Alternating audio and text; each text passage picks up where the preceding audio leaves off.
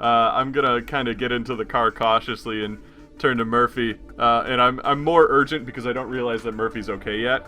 And I turn to Murphy and I go, "All right, I got what I needed from town hall. I learned a little bit about Dr. Berger, and we'll get you to Danvers now. We'll get you all healed up. How's that sound?" I feel better. I think I just needed a second nap. Like I said, 2 nights. It's like the saying goes: 1 night worms. You're still gonna squirm. 2 nights worms. No more You're worms. Good. no more worms. That's what they say. I read it in the book once. What book, Murphy? What's the name of this book? Who's the author? So I look cautiously at it, and then I kind of look out the window to where I saw the orderlies running away, and I say, "I think we're being watched by Danvers." Well, you want to go check it out? I'm feeling better. We could, yes. Then I get out of the car. All right, I'll do the same. Well, I guess we're gonna run to the alley where we saw them duck behind. Sure. Let's go for Dex. 75. I fucked up. Ooh, it's 52. I just barely passed. Great.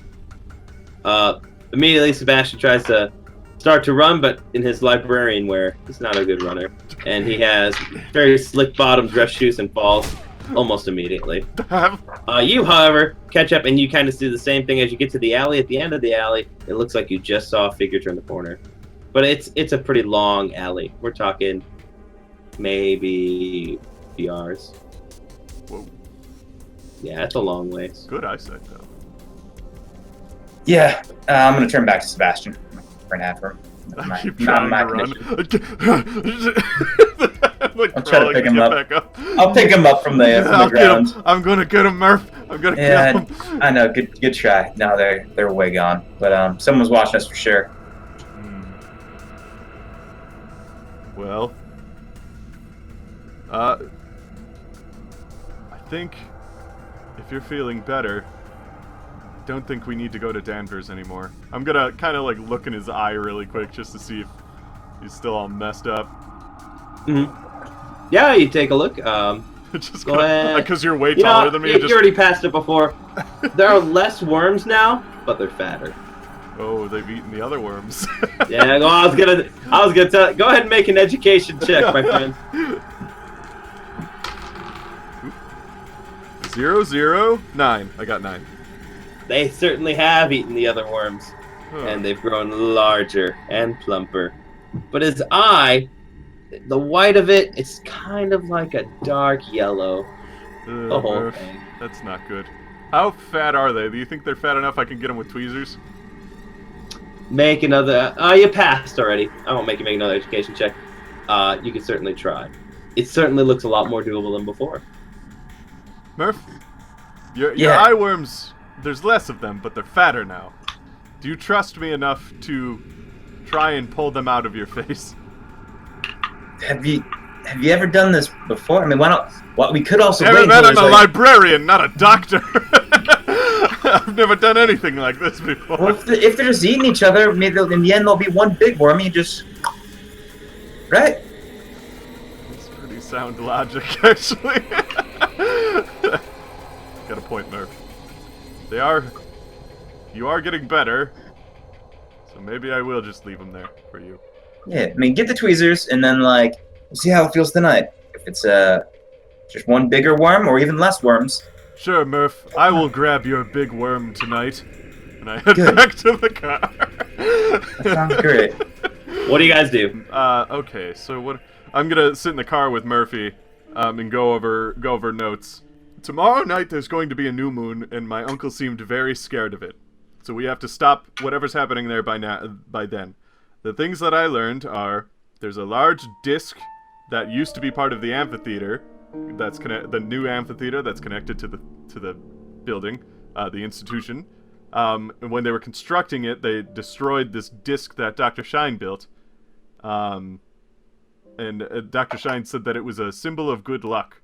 And I feel like that's important because Seems like ever since then, Dr. Berger, who had a pretty good record, now has a bad record. And as you saw, it's just getting worse and worse. Whether that's been written in record by now, or will it be in his next record, is to be seen. Well,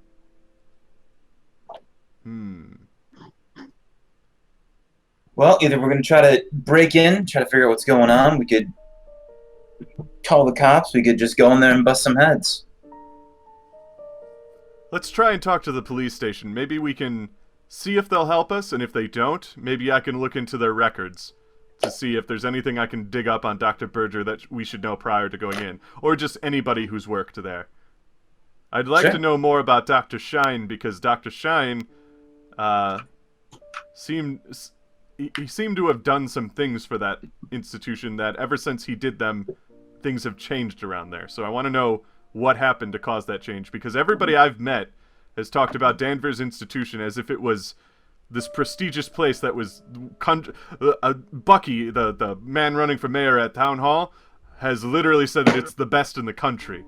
So how can it be the best in the country if it is the way it is? So I need to know about that. So let's go to the police station, and then maybe I can look into it from there. Alright, sounds good. Step on the gas. Yeah. You both go to the police station?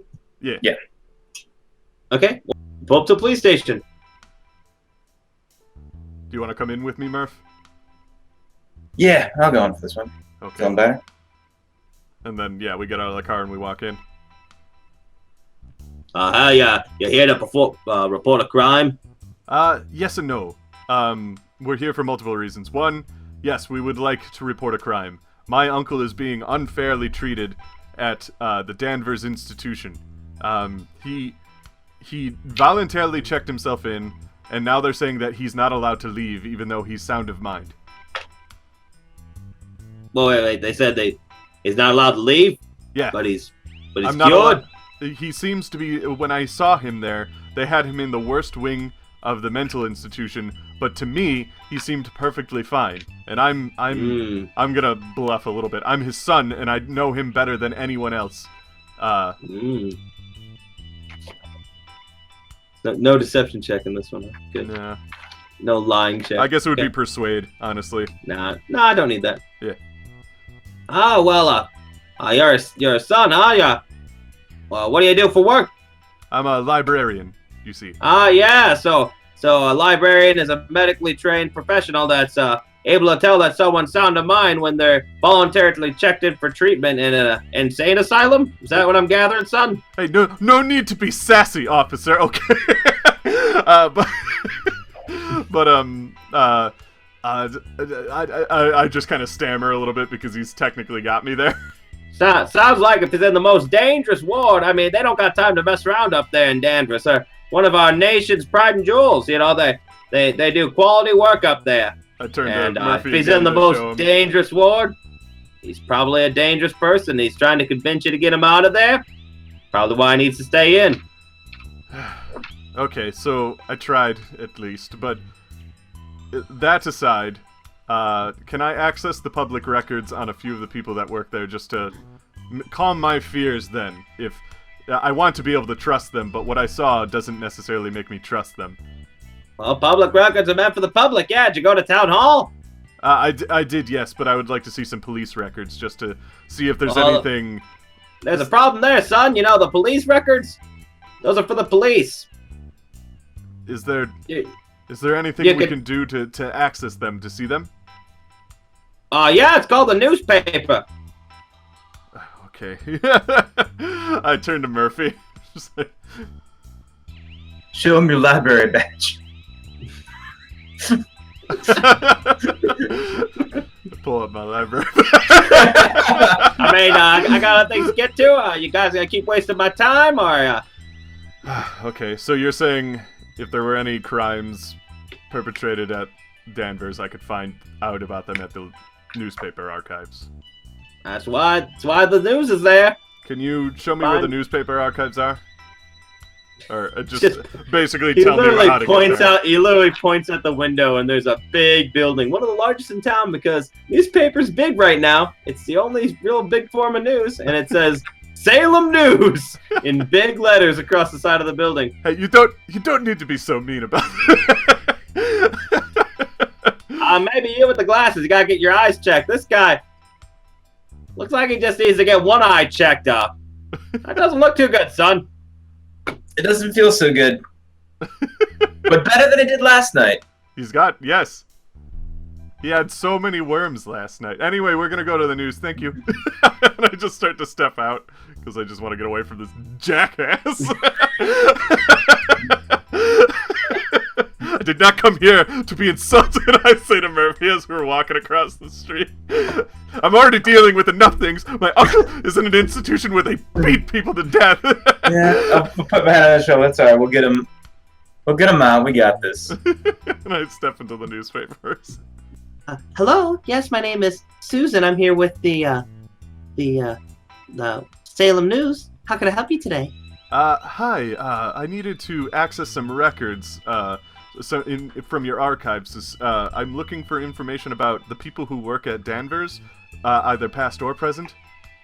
Oh, awesome. You know, I'm an intern, and they only really let me work with records so far. They don't let me do any reporting or writing or anything like that. But records I'm good at. I'd love to show you around. That's fantastic. You should definitely enjoy this work. It's great work, and I show her my library badge because that's basically how I started. It's canon. Yeah. Wow. Yeah, you know, I just kind of... Wow, they make badges for that. I was kind of hoping it was a stepping stone. What? Something better. But, sure.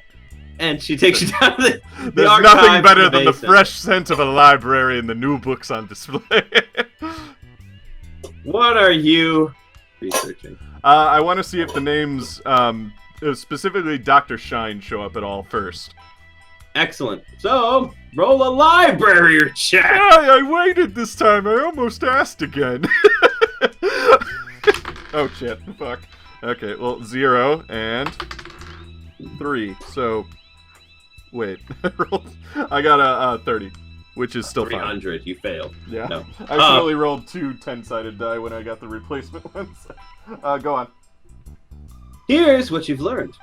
The newspaper articles report the asylum is overcrowded and the residents of the last and is a residence of last resort for many unstable and indignant citizens of Massachusetts. So it's very overcrowded. It's very hard to get into, and at this point, it's a last-ditch effort. This is like a really awesome montage of me doing library shit in the Oh, archives. no. Murphy You haven't slowly gotten this passing out on a bench. And then just me like Coughing up blood. You just see the same angle, 3 rows of archives, and just me going through each one and then in different positions reading things. But I'm like, sometimes I'm upside down reading. Just... Okay. All right, so you find a few. You find quite a few things. Let me tell you this one first. You find the same article that you did before. The Danvers State Asylum superintendent builds an amphitheater for a patient, but this time it's alongside a photograph. And alongside the photograph of labor kneeling by the water's edge, holding a large stone fragment. The fragments suggest a symbol of a flame bounded by the outlines of a star. Go ahead and make a Cthulhu Mythos check. But I have 0 in that. Are you sure? Can an occult check work instead? Well, I'll tell you. Oh, but Both of you can make a Cthulhu. Both of you make a Cthulhu Mythos check. Are you there too, Bobby Brown? Yeah, I assume I hung out with him. I got a 47 out of 0, so I don't pass. Nothing for Murphy. I'm pulling up the 28 out of 0. Go ahead and make an occult check. Okay, let's go. Got 5% this time. Occult. No, actually, Yep, occult I have a 33. 55 in. Oh, I got good. 33. I didn't pass. I guess we got a 91 when they finally had a used for the occult check, so I didn't get it. That's a neat symbol. That's a pretty neat symbol. Look at this symbol, man. It's pretty neat. Look at how cool it is. We're just going crazy. This is really, really fucking cool. Great. For Dr. Shine, you find this article. Okay, it says Danvers Asylum. Salem native Dr. William Shine, veteran superintendent at the State Lunatic Asylum of Danvers, is to retire after 25 years of service. Known for his great erudition, kindly demeanor, and progressive treatments, Dr. Shine is credited with a renewal of the facility for the betterment of its patients. Prior to his 1890 arrival, the asylum had suffered from a poor reputation from staff, and staff morale was low. Patient accident and mortality rates were among the highest in the country. Superintendent Shine could occasionally appear as idiosyncratic as the institution he so successfully stewarded. Longtime readers may recall the complaints when Dr. Shine, then less than a year into his tenure, had a sculpted granite disc placed at the edge of the property's reservoir at taxpayer expense.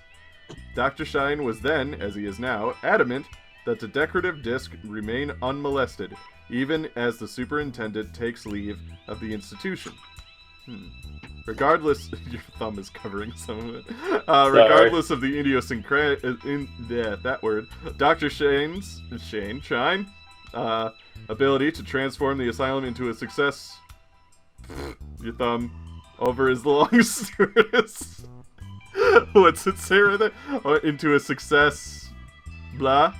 Over his long stewardship will be his enduring something. More somethings, because your thumb covered up more than this than I thought. Alright. Where did you leave off? A world traveler? Is that where you ended off? Yeah, world traveler.